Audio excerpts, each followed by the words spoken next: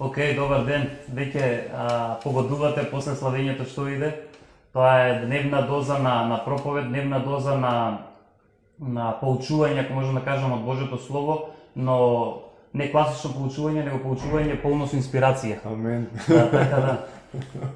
Зоран, повели. Да, ја верувам дека сме наистина инспирирани, не само ние лично, не само лично јас, него и од сите работи што се случуваат околу нас, слушајќи ги сите сведоштва на луѓето, слушајќи ги сите работи што им се случиле, навистина сме инспирирани. Така да ќе биде прекрасно утро, прекрасен ден да се дружиме на ваков начин во вакво издание.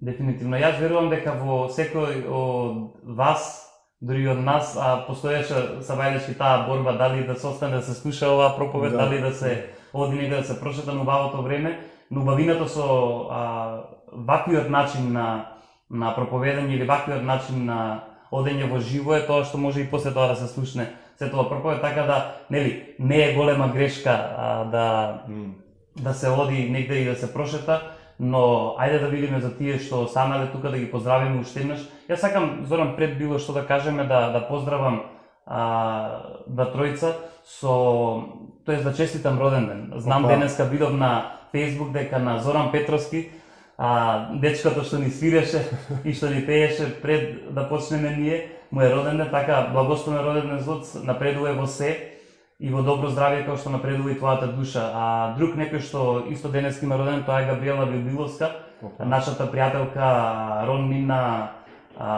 сестра, блиска до нас, така да ја благословуваме и незе со истиот благослов што Јован го кажува на неговиот ученик, да напредува во се и во добро здравје како што напредува и незината душа. И да не забравиме вчерашниот роден ден на Даница Ѓуревски, колку се смее позади, така да ја благословуваме и неа и едноставно нека напредуваат и нека го доживеат тој процут на душата и на духот.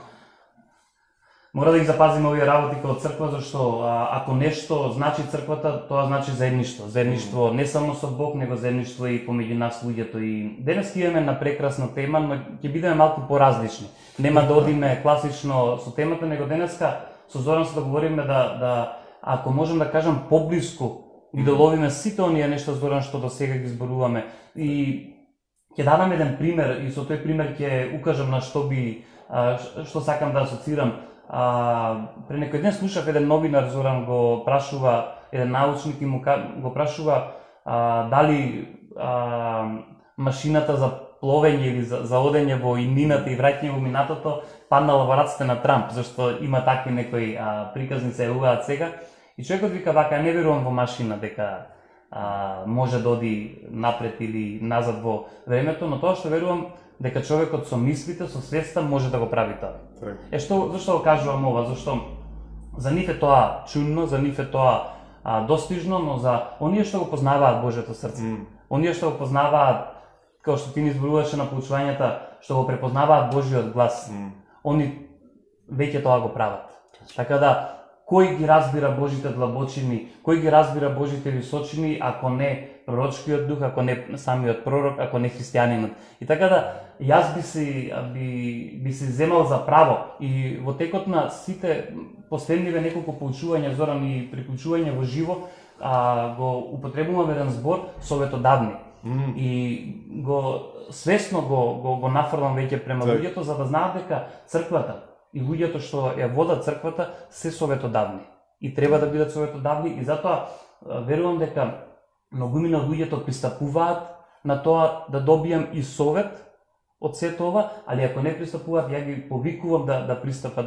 И советот не е наменет да биде само совет, него да биде послушан и изреализиран од истиот. И така да, денеска ќе кажеме некои од тие големи истории, за некои може да бидат мали, за некои може да бидат големи првпат слушнати, но сакаме да доловиме малку повеќе што точно ние зборуваме кога зборуваме за вера, кога зборуваме за пророчки дар, за пророчки зборови и за сето она што се нарекува дарови од Светиот Дух, дарови на Духот. И намерно го начнав тој стих Зоран, каде што Јован му кажува во трето послание од Јован, првата глава, вториот стих одма. Му вика, мислам дека на Гај, на неговиот ученик, му вика, се молам за тебе да напредуваш во се и во добро здравје, како што напредува и твојата душа. И тука, Зоран, искористен е грчки збор што звучи еуходонос, да, што значи буквално просперитетно патување. Да, просперитетно во оригиналниот, нели, англискиот превод го кажува prosperity, како да напредуваш, значи да просперираш фактички во свет и нема ништо погрешно во тоа да просперираш и баш напротив ќе го објасниме во неколку наврати, но она што е христијанството, она што го зборевме со Даниела претходно за таа вера и доверба што не пушта во авантура, е тоа дека христијанството е просперитетно патување. И јас знам дека сите многумили имаме некои такви просперитетни патувања во различни сфери од нашите животи, истото тоа го имаш ти во многу случаеви во твојот живот. Сега овој период беше задржан за кратко да не ги, нели, да тие планови се одложат, ако можам да кажам, но јас сакам да едноставно и прашањето мое што ти си искусил? Да, нели, не да ми објасниш се што си искусил, него можеби да споделиш дел, два, пророштво или некое духовно искуство, да може да им биде поблиску на сите што слушаат сега и што слушаат понатаму. Да. Може ли така? Да, може, да. Пред да кажам некои од тие искуства или случки или случувања, само сакам да го потврдам тој дел што го објаснуваше ти дека црквата или водството на црквата или оние луѓе што се поставени да ја оркестрираат работата на црквата, се советодавни.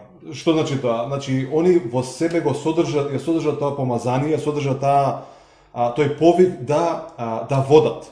И токму ти како што кажа, значи, за секое патување, или прво да кажам, основата на патувањето е бидејќи, поготово ако идеш некаде прв пат. Значи, што ти треба? Ти треба водич, ти треба некој што го знае патот, некој што веќе го ги добил и мапите, може би веќе и бил таму, може би веќе ја поминал таа патека. Така да, јас знам дека мнозина во Македонија, заради искуството или заради лошите искуства што ги имаат, за жал дури со семејството, со татковци, со мајки, со роднини, а најповеќе од се со власти, например, со луѓе кои што се меродавни и советодавни и на власт, ја изгубиле довербата дека некој навистина може и сака да им го покаже патот. И интересно е што ти кажа дека црквата е дружба или како го кажа тој заедништво. Интересно е што само ќе кажам овој дел, значи во грчкиот јазик каде што се користи зборот црква. Значи постојат два термини или два збора што се користат. Првиот е коинонија, што означува заедништвото, дружбата, значи кои ќе се соберат една група на луѓе и они заедно се дружат, се смеат, ако треба плачат еден со друг, сочувствуваат, значи тоа е дружење на црквата. Ама тоа е само еден дел, значи тоа е дружбениот дел и тоа се нарекува коинонија. И тој грчки збор се користи, и всушност е преведен црква, ама не секој што знае грчки го препознава тоа. Другиот збор што се користи, што е најповеќе од сите се користи за црква, е еклесија. Интересно е што еклесија е буквално тој меродавен и советодавен дел од црквата, кој што одлучува како, кога и зошто некои работи ќе се прават. Така да, независно некој каже, ама јас сакам да идам во црква само да имам дружба. Добро, тоа е супер дел, но не смеш да заборавиш дека има поставени луѓе, има поставено водство кое што, пак ќе кажам, веќе имало искуство или веќе живее во таа реалност и заради тоа што веќе го искусиле тоа, го добиле тоа, го живееле тоа, можат на другите да ги советуваат како треба да биде. Така да, поготово во овој региони, во оваа сфера, во овој наш Балкан, значи луѓето знаат да бидат тврдоглави, знаат да бидат одбивни, знаат дури да подценуваат. И ја би рекол, јас сум свесен дека кога често ги кажувам моите стори или случки или пророчки откровенија, луѓето некако со подсмев гледаат и кажа, кој си ти, тебе Господ изборува. Ја викам, јас знам дека ја бев никој ништо, ама заради таа благодат станав нешто. И тоа не во моја заслуга, не со мои сили, него заради таа благодат. И заради таа благодат ја ги кажувам ти откровенија. Заради таа благодат ја можам и ти можеш да им даваш совети на луѓето и да им кажеш ова не, а ова да. Така да, тој дел е неминовен дел од црквата. Тој мора да постои. Тој не може да го исклучиш, тој да кажеш, ама ја не сака мене никој ништо да ми кажува. Тогаш ти си бунтовник. Тогаш ти сам на себе си Господ. Али ние разбираме дека таа благодат и дека тие дарови се дадени за да не заштитат.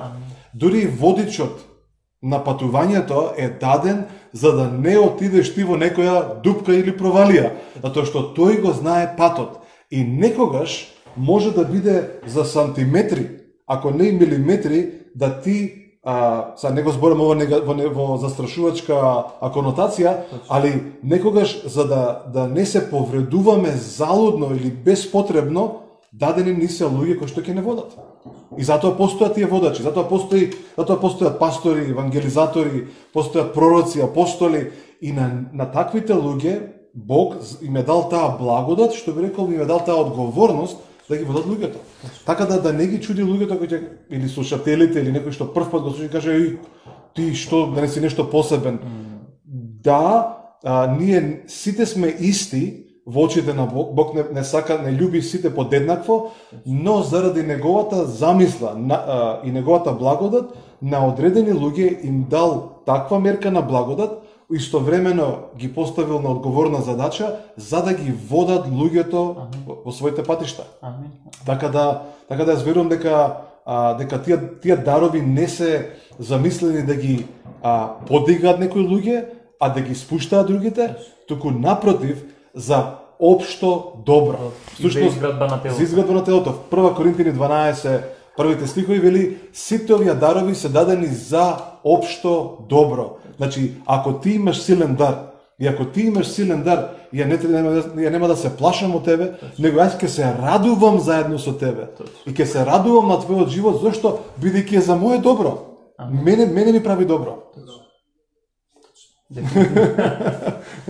Зоран, самиот збор просперитет или благосостојба на еден праведник, на една душа е нешто што е изучувано и од црквата, но и од светот, и нешто што е најверојатно талкано највеќе по тоа, зашто јас не верувам дека човек што станал денеска и што ќе стане утре, не ја сака таа благосостојба на својата душа. Но нешто што луѓето ги буни и нас најде не збуни е таа перспектива од каде ја гледаме таа благосостојба и тој просперитет во нашата душа. И јас пишам на едно место дека просперитет и благосостојба е состојба на просперитет, каде што душата цути, но што не останува само тука, и каде што духовните дарови, она што го збориме, каде што духовните нешта се материализираат во твојот живот. И духовните работи никогаш не беа замислени да останат само духовни нешта, него точно да ги препознаеме и да се материализираат во нашиот живот, зошто за да единствен човек, советодавен и меродавен и може да биде само човек што го живее истото. Инаку другото би било можеби силни зборови, но како што и самиот Павле кажува со слаб звук или со звук што пара уши. Така да ако нешто сме повикани да бидеме советодавни, е тоа да бидеме советодавни и покажувајќи примери во нашиот живот. И затоа сакам денеска да го направиме тоа, да покажеме примери на вистински што во нашиот живот се случиле, што да ја верувам дека секој ден да дојде ќе каже свој примери, како Господ реагирал, како Господ делува во неговиот живот, посебно во време на корона. Ако јас во време на оваа пандемија, ако јас можеби некоја наредна пригода сакам да издвоам што Бог во овие 2 месеци правеше во мене, на вистински е чудесно и на вистински е запрепастувачки. Можеби некој ќе рече, абе истиот си, не знам што Бог во тебе, но правеше многу. Сакам да прочитам еден стих и можеби да слушнеме некој од интересните стори. Во Еремија 29:11 Господ вика, зашто само јас ги знам за мислите. Што сум ги смислил за вас, вели Господ, за мислите за добро, а не за зло, за да ви дадам иднина и надеж. Вау. Сега, ако Бог ги знае за мислите, и ако Бог го даде Светиот Дух, преку ветувањето во нашиот живот, повикани сме, оно што кажеме, према мерката на благодатта, према мерката на верата, према мерката на даровите во кои ние оперираме, на таков начин да ги разбираме овие вистини, да ги разбираме овие мисли за добро, а не за зло, и на истиот начин да ги зборуваме на луѓето, да ги пророкуваме, да ги донесеме од иднината. Знаеш, Бог не е само сегашност, Бог се и минато, Бог е иднина. Затоа ние можеме да ги носиме работите од иднината и да ги донесеме на луѓето, да им ги представиме. Зошто? За да добијат надеж во иднината и поука да можат да чекорат за да ги видат исполнети во нивниот живот. Да. Знаеш, убавината на и морам да кажам вака, за мене лично даровите се еден од најдобрите подароци што еден татко може да ги даде на црквата. Нашиот небесен татко ги даде на црквата, или нашиот Исус ги даде на црквата, затоа што донесува таква радост помеѓу нас. Ја не знам како другите го доживуваат христијанскиот живот. И јас не можам да разберам кога човек ќе ми каже христијанскиот живот ми е досаден.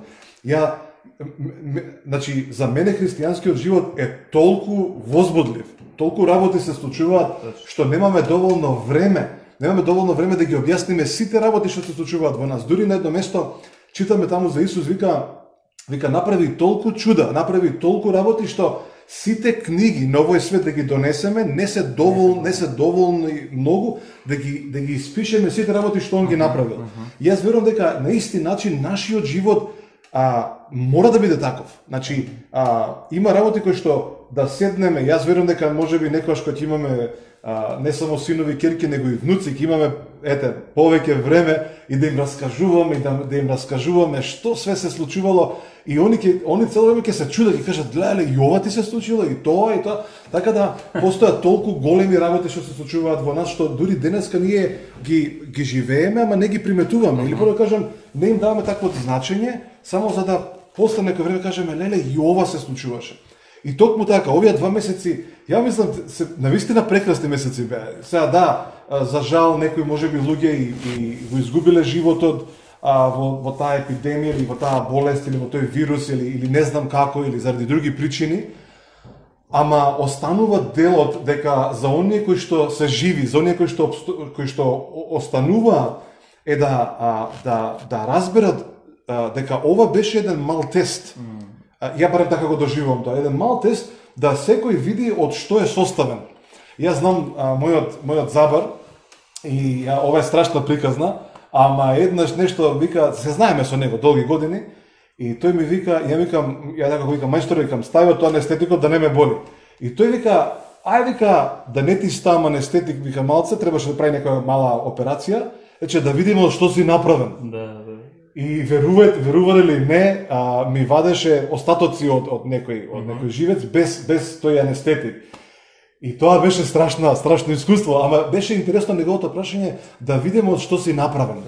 И најверојатно ваква некоја ситуација не донесува до тој момент да се согледаме, да се видиме, да се погледнеме огледало и да видиме како ние реагиравме, како ти реагираше, како се уште реагираш, дали се уште те држи тој страв, што е нелогичен, што нема потреба да го држиш во себе, или пак реагираш на начин, Господи, јас покрај се и во се ќе верувам во Тебе и ќе имам доверба во Тебе. Така да, и затоа верувам дека радоста, кога ја негуваш, кога ја чуваш, кога ја пазиш, кога ја одгледуваш, како да кажам, постојано, во моменти на испитување, во моменти на криза, таа ќе те направи да бидеш, ти како што користиш еден збор за Павле, неуништив. Значи ти стануваш отпорен на се, отпорен си на стравот. Ја верувам дека радоста не прави да бидеме отпорни на сите лоши вести. Едноставно доаѓаат лошите вести, ти ги слушаш, ама те заобиколуваат или ги отфрлаш. Зашто? Затоа што штитот твој е радоста. Павле вика, и Павле, и Јаков објаснува дека вели радувајте се, ова е Јаков 1:3. И вели, кога ќе дојдат разни испитувања, кога ќе дојдат тешки ситуации вели радувајте се, зошто? Затоа што вели заради испитувањето на вашата вера, затоа што ја како што рековме уште на самиот почеток, ова е едно испитување на верата. Едноставно, дали е тоа ѓаволот, дали е тоа луѓето, ја испитуваат вашата вера, нашата вера. И вели, заради тоа испитување на вашата вера, произлегува една карактеристика, долготрпеливост. Okay. И потоа вели вака, и од таа долготрпеливост, значи ти трпиш, не те боли, ама трпиш, викаш, да бе, да, ја можам да го издржам ова. Исто како тој со заброд, вика, ај, каде дали ќе издржиш? Ја издржав. Болеше малце, ама издржав. Али вика, долготрпението те прави да издржиш, да не се предадеш, да не кажеш, леле, готово, дај да бараме чаре на друго место. Не, чарето, одговорот, медицината е во Христос. Христос ни го даде Светиот Дух, во Светиот Дух се наоѓа радоста. Да не зборам многу брзо. И вели дека кога ќе дојдат разните испитувања, ќе испитаат вашата вера. Од тоа испитување произлегува долготрпението, долготрпеливоста. И види што излегуваат уште две работи од тоа. И вели од тоа произлегува карактер. Значи, од проверен карактер. И се види што излегува од сите овие три. Значи, убавината на испитувањата не е за некој кој ти каже болката, не, болката не е. Тој може би е некаде таму болката, ама таа не е крајниот резултат или крајниот исход. Вели, крајниот исход е комплетен карактер. Или по да кажем комплетност, целосност. Ти што го кажеш зборот просперитет, што е просперитет? Кога е целосно, кога ништо не ти фали. И затоа Јаков во третиот стих вели испитувањето на верата донесува долготрпение. Долготрпението донесува проверен карактер. Проверениот карактер завршува или пак се комплетира со комплетност, со комплетна личност. И затоа четвртиот стих вели, ако на некој му фали мудрост, тоа значи дека имате луѓе кои што бегаат од тестирањата, бегаат од тој момент и не се испитани во верата. И вика да и Господи, и затоа вика, али Бог полн со благодат, вика и на таквите ќе им даде мудрост. Али сакам да кажам дека ова за мене беше еден мал тест. И прашањето е како јас и ти се соочивме со него. И како ќе се соочуваме со сите други работи што ќе дојдат.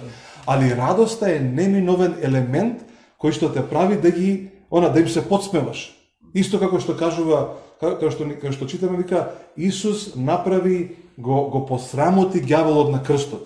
Знаете кој е грчкиот збор за посрамоти? Му се смееше, ликуваше врз него, едноставно го исмеа. Сега знам дека Исус има чувство за хумор, не знам какви вицови кажувал за него, какви шеги кажувал, али сигурно цело небо се смеело, викале, леле, види го бе, пропадна, го уништивме више до крај. Така да, таа е таа радост. Зар мислеше дека ќе им победи, најверојатно биле едни на зборовите. Да, му се чуделе. Зоран, спомна нешто што јас би сакал да го потенцирам, а тоа е дека нас не учи болката, не учат, како можам, алатките со кои ние можеме да ја наминеме болката. Јаков тоа го пишува.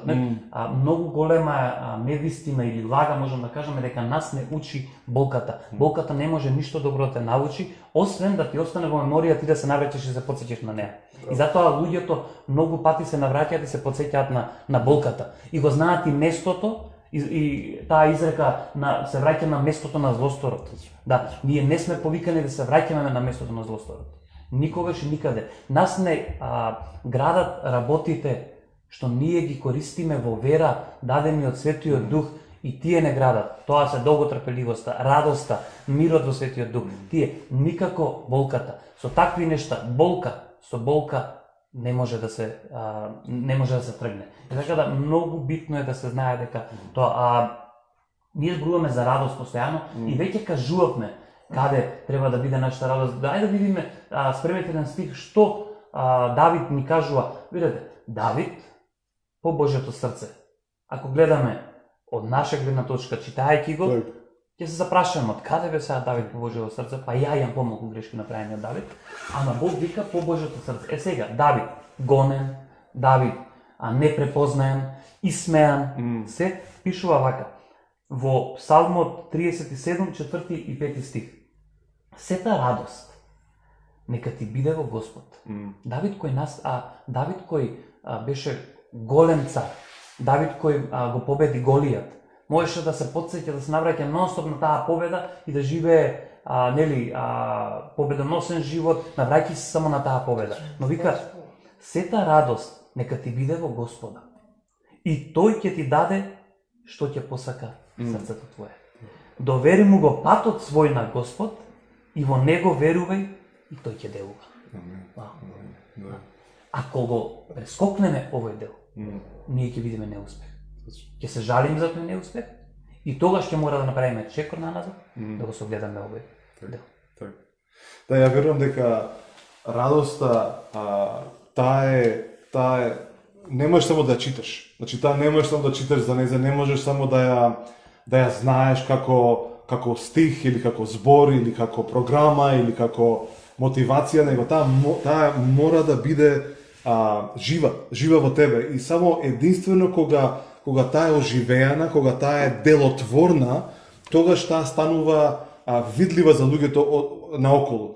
И нели зборуваме, ние сме дел од црква и си ја сакаме црквата и веруваме дека тоа е манифестацијата, дека само црквата може да го манифестира Божиото царство на земјата или пак единствен легален начин на кој што Божиото царство може и смее да се манифестира на земјата е преку црквата. А тоа што на црквата е даден мандатот да го живее, да го распознава Божиото царство, да го знае Божиото царство и да го манифестира Божиото царство. И затоа кога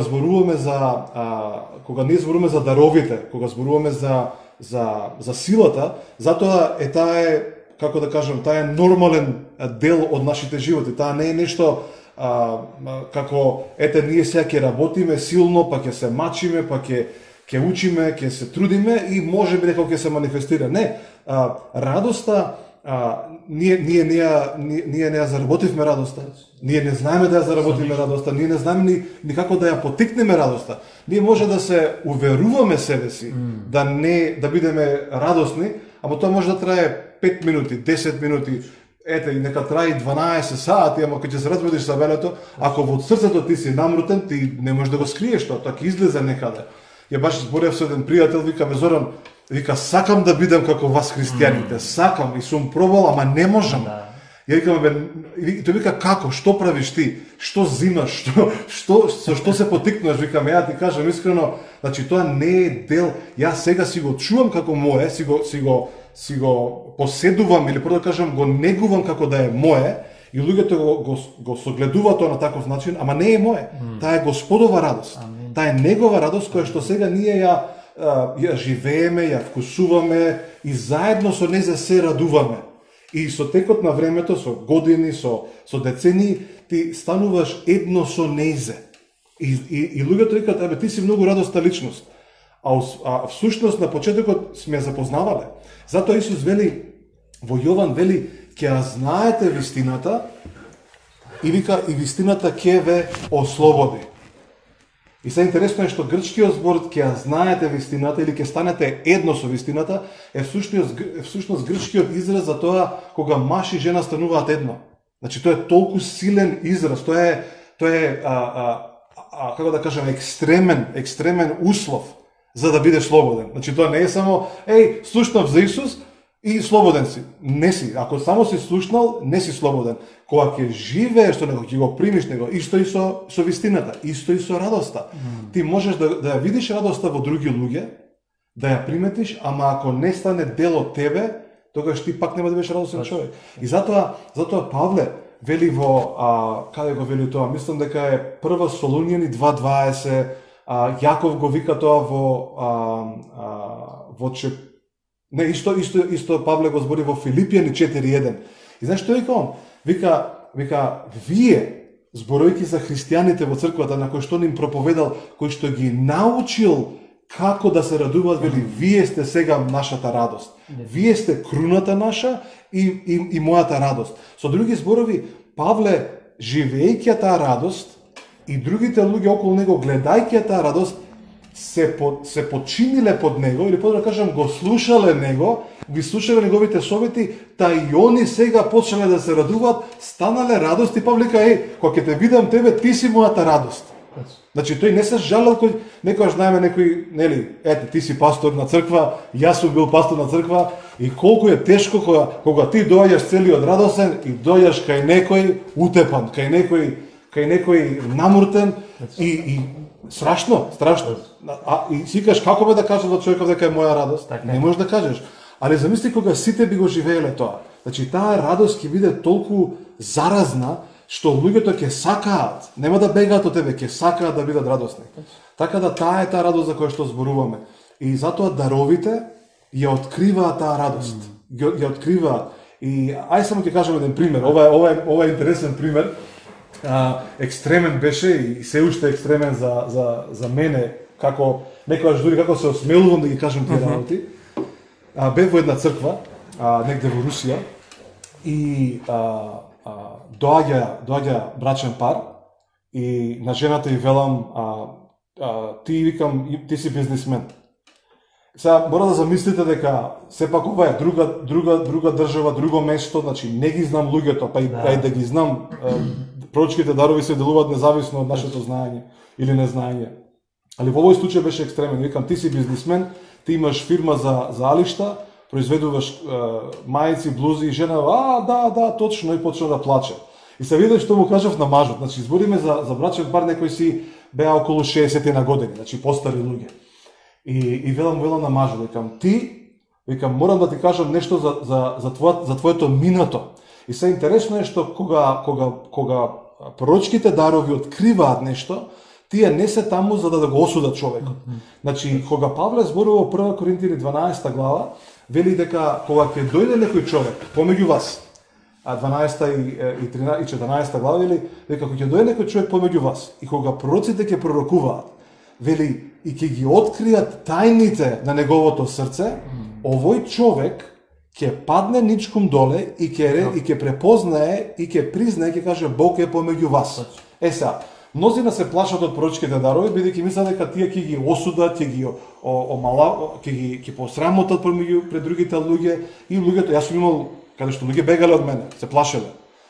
Али грчкиот збор вика дека ќе ги открие тајните. Грчкиот збор е крипто. Од таму ми доаѓа зборот криптирано нешто заклучено.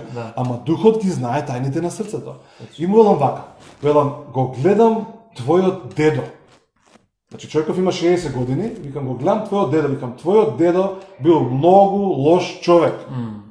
И сега некој ќе каже, абе добро, си го кажал, ама оди ти кажи го на некој друг. Ја мислев ќе ми ја шлапне некоја, сега сепак мој дедо. И викам, дедо ти бил многу лош човек. Викам, и го гледам умира. Викам, татко ти бил полош од дедо ти. И тој ме гледа вака, не му се верува што му зборам. И велам, дедот и татко ти, викам, и тој бил лош човек. Викам, тој бил полош од дедо ти. И му кажувам што све направил. И човекот вика, точно е. И вели, како знаеш? Викам, чекај. Велам, ти кога си се родил, викам, до 14 години, те гледам, кршиш, крадеш, на комшиите им правиш глупости, а викам, за никаде, викам, ти полош и од татко ти и од дедо ти. И сега ова беше, како да кажам, дури кулминација, дури луѓе во страна почна да викаат, што збори човекот, нели треба да го охрабри човекот, како се кажува све за лоши работи. Ама пророчкото ги открива тајните, со цел да ја донесе реалноста и вистината што небото ја понудило. И му велам, но, викам, го гледам твојот живот и те гледам тебе на 14 годишна возраст и го гледам Христовото спасение доаѓа и те удира вака тука по глава, дан, и велам, и целиот твој живот се менува. На 14 години целиот твој живот се менува и му велам, и го гледам таткото, на небото напишал име за тебе. И викам, тоа име е напишано врз твоето срце. И велам, еве што таткото напиша, добар човек. Почна, он да плаче, жена му да плаче, луѓето околу него да плачат, сите плачат, да. Жена му ми го кажа следново, вели вака, ние сме во црква 40 години, во истата црква.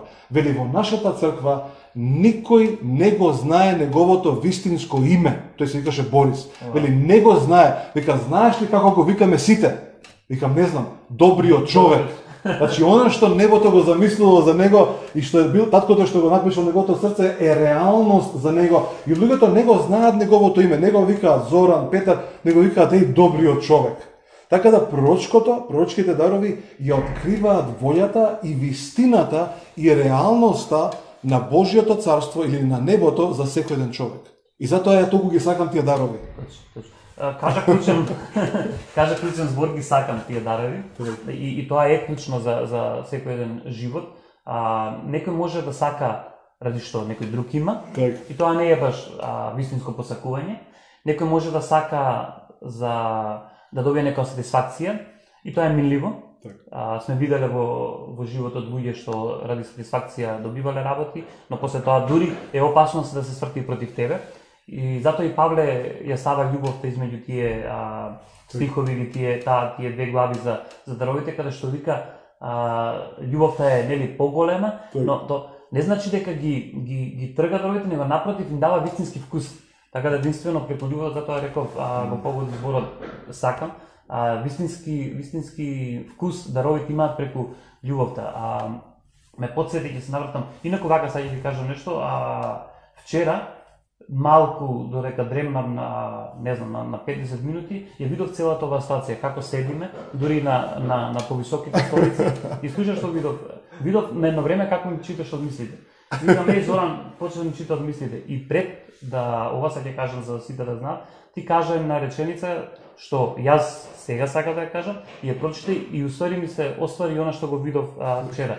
Ти кажа дека да, може би за нас секојдневно за тоа збориме на секојдневен начин, за некој ги рече што зборуваат дечки, али повелете. Тука сме за разговор, за било што да ги објасниме нешто, да имаме да им пророкуваме.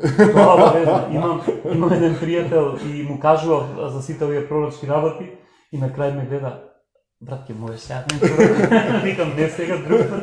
Така да дефинитивно се работи што секој луѓе ги сака, можеби некогаш ради некои погрешни сваќања и размислувања ги тргаат на страна, ама во срцето нивно уствари гори да дознаат нешто од имината или да дознаат нешто, но она Господ што сака да го прави е да дознаеш ти дел од планот Божи во твојот живот, за да можеш да го прославиш него.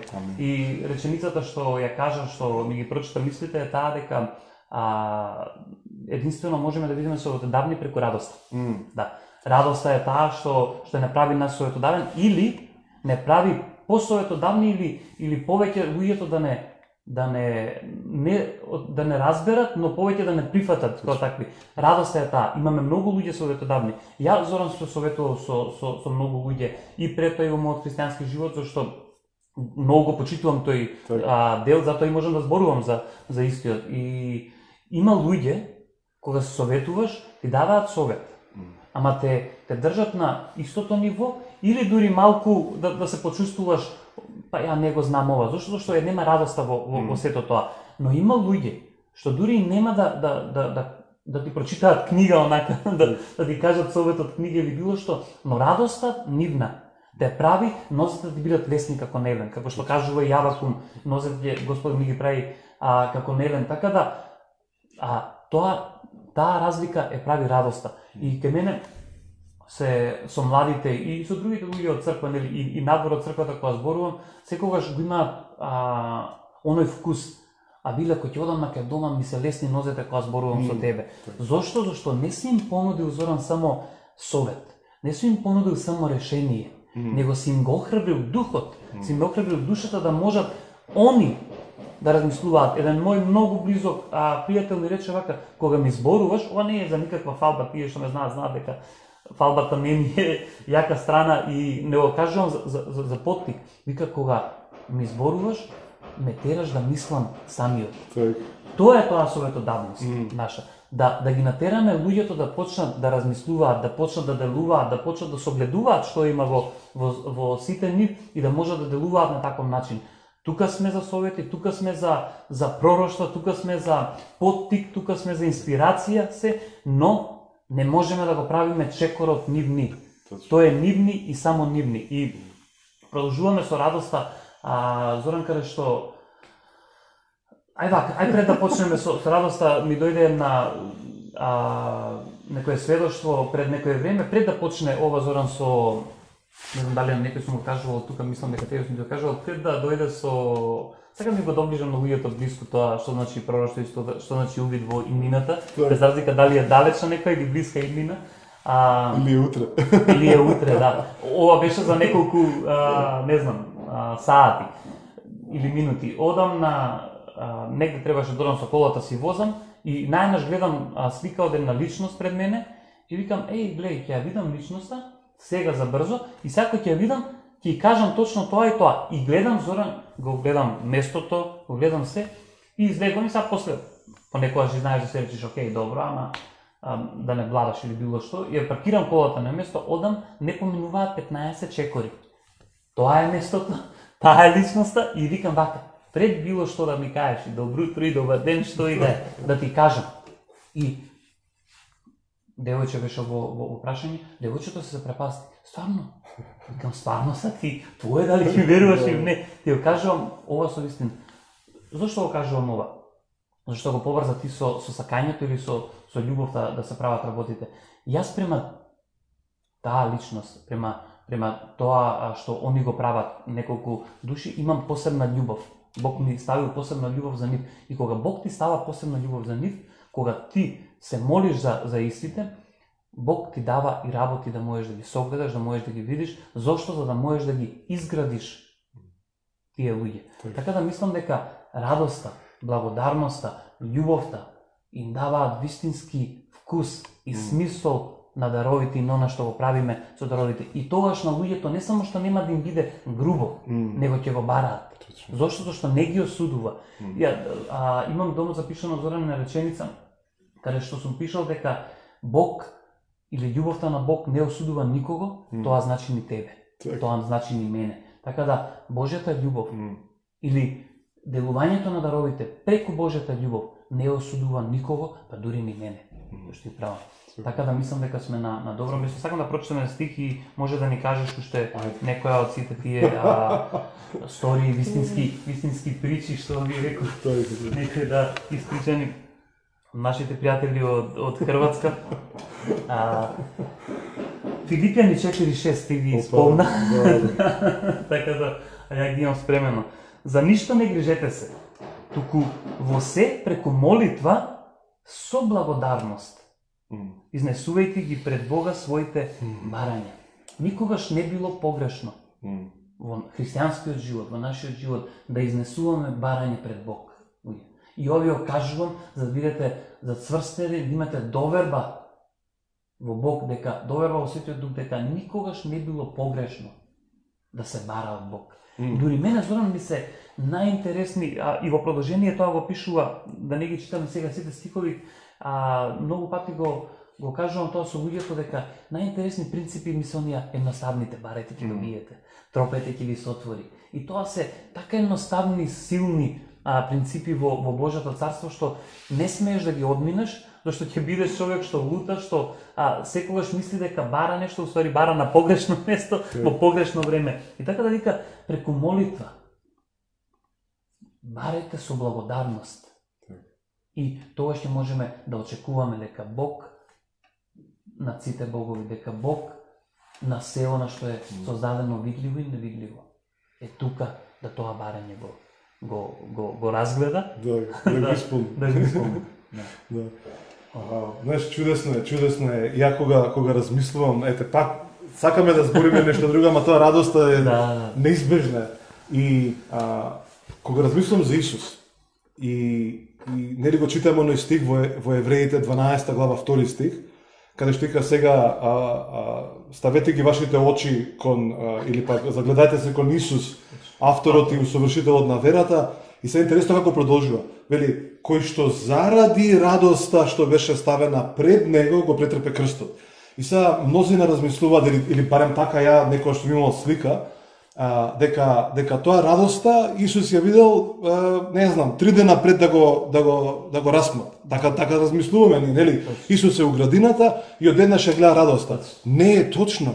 Значи, од моментот кога Исус почна да диши како бебе, кога почна да чекори на земјата, тој постојано таа радост беше пред него. Значи, он кога и да одеше, каде и да, што и да правеше, кого и да сретнеше, радоста беше мотивацијата или по да кажам енергијата која што го придвижуваше да прави чуда, знаци, исцеленија. Ние го замислуваме Исус така сериозен, него тој бил најнасмената личност што луѓето ја виделе. Амин. Ние се мислиме како тоа луѓето го приметувале, па го приметувале сјаел од радост, тој бликал од радост, имало енергија околу него што луѓето не ја разбирале. Едноставно, онаа ситуација спијат, тоест не спијат, него бура, огромна бура, и Исус спие на 50. Како можеш ти да спиеш, има бура? Тоа е невозможно. Значи треба или да не разбираш што се случува, или пак да си над тоа разбирање. А што те прави да бидеш? Да си владетел на сето тоа. Кој царува? Царува тој што се радува. Значи како царува царот? Во радост. Така се наменети работите.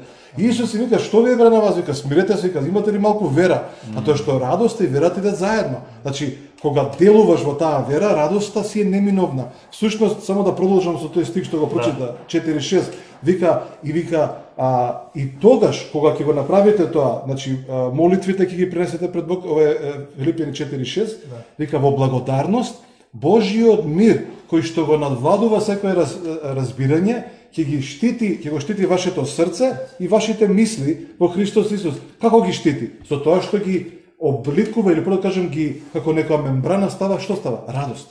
И не може ништо да те поремети. И затоа Исус, независно што правил, како правил, дали исцелувал, дали бил на свадби, тој бил радосен човек. И некојаш имаме погрешна слика за тоа како Исус делувал. Тој бил постојано радосен. А какви чуда и знаци се случуваат околу него.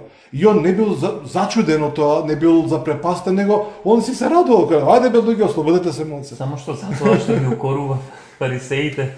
Тоа тие се други. Тоа не значи дека не бил врста, да. Тоа не значи дека не бил радост. Ама он знаеш зашто ги укорувал? Затоа што они не донесувале радоста. Тоа е тоа. Затоа што дека вие ставате такво бреме што вие самите не сакате да го правите, а сакате другите да го прават. Така да Исус го расчистува тој момент и затоа ги укорува, затоа што ја краделе радоста што Бог веќе обезбедил за нив. За мене еден пример кој што кога и да помислам на тој пример, целата душа ми се, како да кажам, се исполнува и е тежок да се разбере во умот како тоа се случуваат тие работи. Бев во една црква во Америка. Не дека само се случуваат овие работи надвор, значи ја можам да кажам многу сведоштва каде што не само јас, него сите ние сме пророкувале на многу други луѓе. Јас се сеќавам на Илија кому пророкував прв пат кога дојде на служба. Прв пат доаѓа, дан, поздрав еве од Зоран, од Божјото царство со едно пророштво. Така да, значи ние го практикуваме тоа постојано, или по да кажам го практикуваме на еден како да кажам, на еден природен начин. Значи тоа не е нешто сега да ви пророкувам, него заради таа љубов, заради таа радост и пророкуваме на луѓето. И се сеќавам во една црква, значи ова е можеби пред година дена, и се сеќавам проповедав на некои си, не знам, 20 на 30 луѓе, и одеднаш гледам врз еден човек, го гледам зборот, напишан врз него, значи напишан од таткото, напишан од небото, каде што вели, ти си мојот омилен, или you are my favorite. И сега, некогаш бидејќи сум навикнат да ги образложувам работите кога нели ќе даеш збор на знаење, значи тој може да биде една реченица и потоа им пророкуваш на луѓето за да те разберат или пак да им го донесеш тој збор поблиску.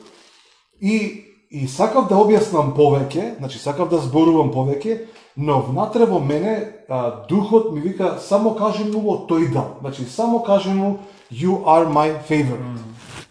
И за мене лично тоа беше борба. Значи таа не е видлива борба, ама внатре во мене борба. И му велам ти, значи ја го знам човекот, само еднаш имам направено муабет со него или само здраво му имам кажано пред многу години. И му велам од сите работи што можам да ти ги кажам, да ти ги образложам, гледам и ограничен сум, само ти кажам еден збор.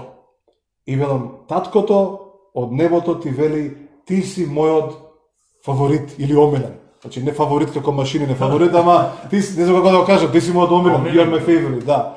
И велам ти си, Бог вели ти си мојот омилен. И велам точка, толку. И човекот си седна. Значи вака са. Ова кој ќе верува, кој нема да верува, тоа е ваше. Значи човекот ми доаѓа после служба и ми вели вака. Долга приказна, многу долга приказна. Вели пред 3 дена ми се јавија од администрацијата на Трамп. Значи од највисокиот врв во Америка. Човеков порано бил сенатор, бил, значи, голем политичар бил.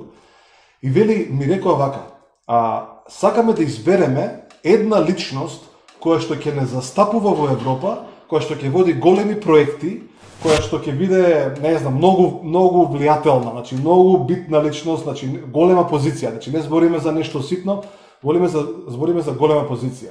И вели имаме 3 личности и ти си една од тие личности. Во понеделник, значи ја ова кога го зборуваме недела попладне. Вели во понеделник ќе ти се јавиме да ти кажеме кого Трамп избрал. Океј, значи тоа е големината на ситуацијата. Сега, што е најинтересното нешто? Кога човеков се возел накај службава, каде што, нели, на црквена служба, неделна служба, вели вака, вика, ја разговарав со Бог и му го поставив следното прашање. И рекол вака, Господи, ако може да ми зборуваш преку Зоран, но не сакам да ми зборуваш многу, него само сакам да ми кажеш една реченица. Дали сум ја твојот фаворит во оваа ситуација?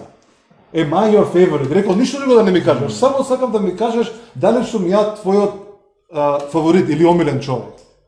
И кога јас му кажав, Бог вели, ти си мојот омилен, вели, ми кажува после, ја мислев дека нозе ќе ми се скрадат, дека ќе паднам у несвест. Сакам да кажам како Бог го почитува нашето срце, како ги почитува нашето битие.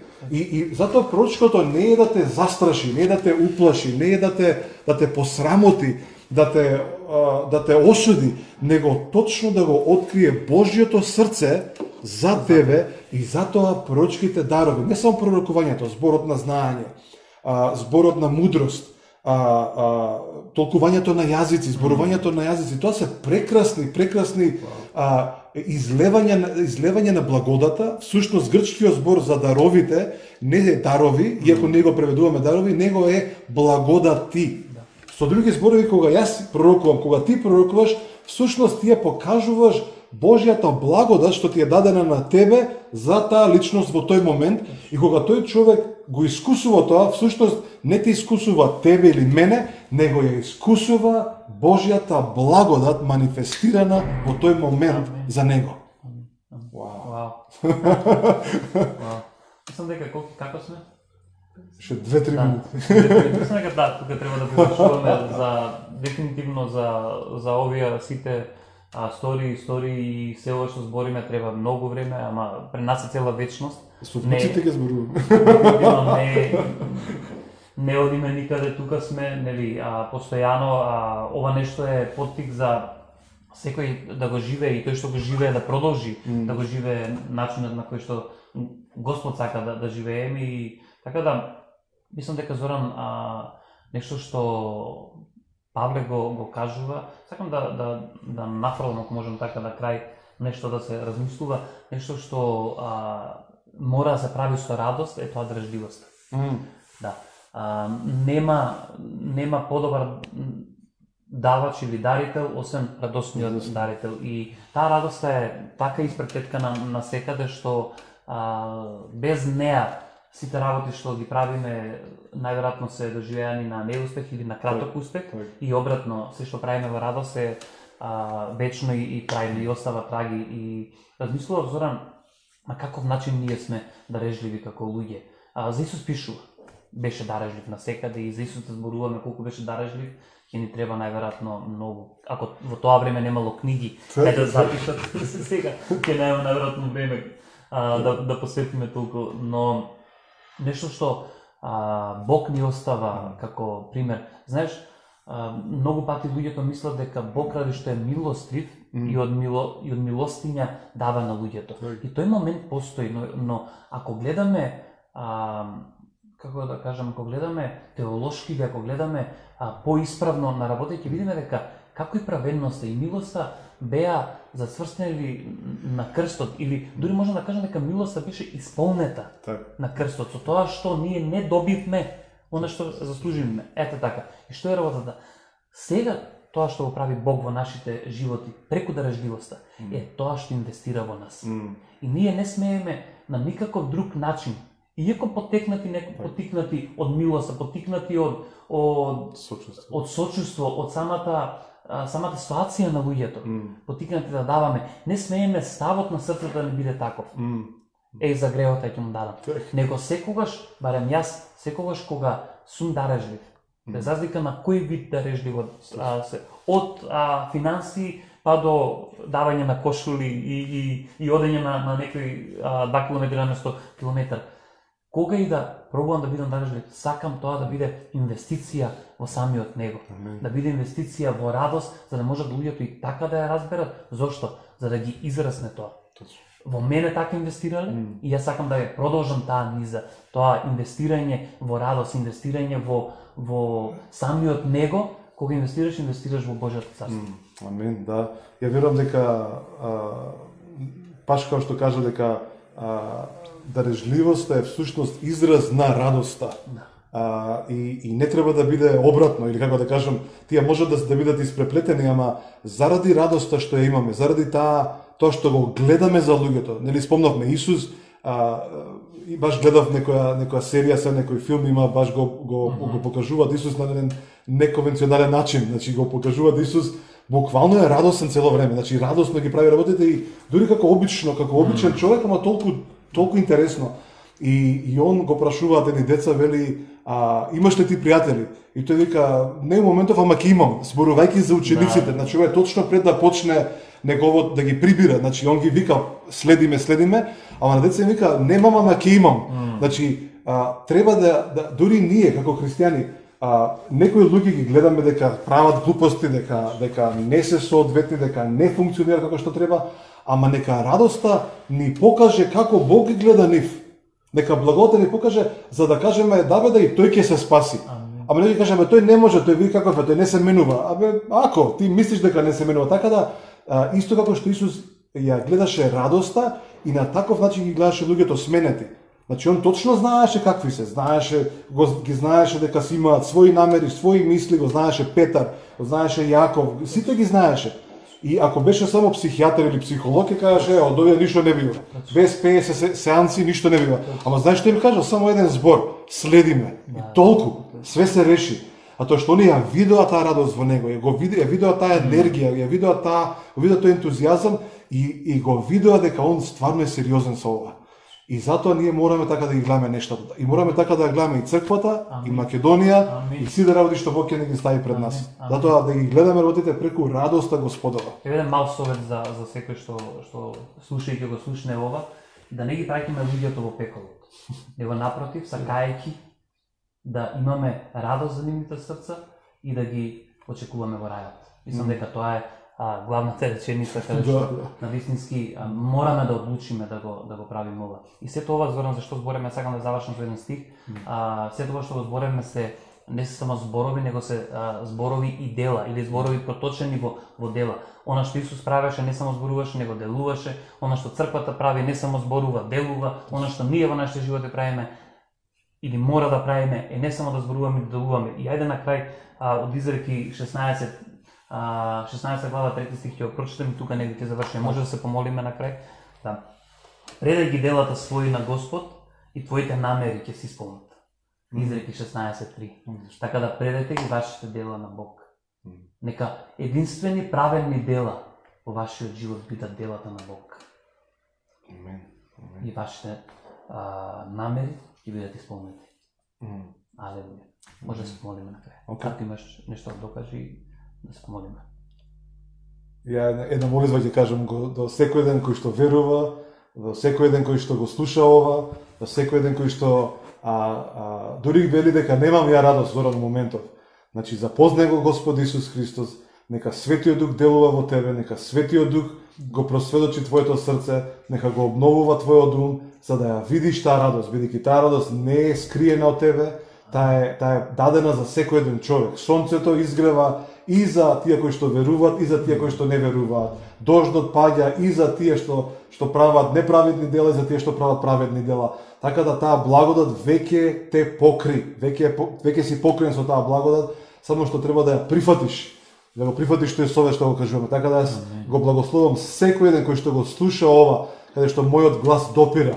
и нека да ја искусиш таа радост. Амен. Амен. Амен. Супер, луѓе, се гледаме нареден пат. Знам дека веќе ќе некои од црквите почнаа со служби, малце е комплицирано сето тоа со сите тие препораки од владата, така да ќе видиме, сме во анализирање на нештата, во разбирање на нештата и ќе бидете благовремено известени за се. Поздрав, останете благословени, имајте убав ден, убава недела, убава година, убав живот. Радувајте се и пак ќе кажеме, Радувајте се. Амен.